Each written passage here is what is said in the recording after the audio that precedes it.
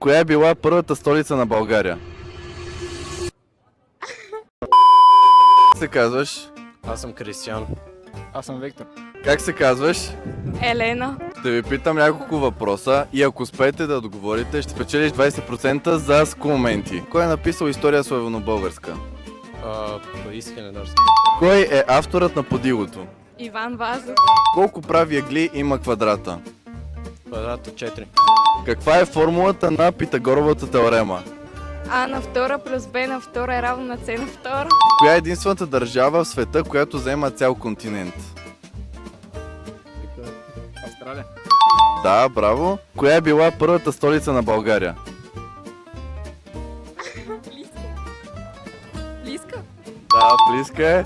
И последен въпрос. Кога започва и свършва Първата световна война? 1914-1918. Да.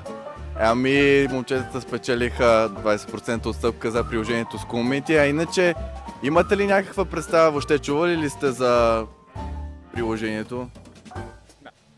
Това е приложение за учене, за ученици от 4 до 12 клас, чрез което учениците учат 2 пъти по-бързо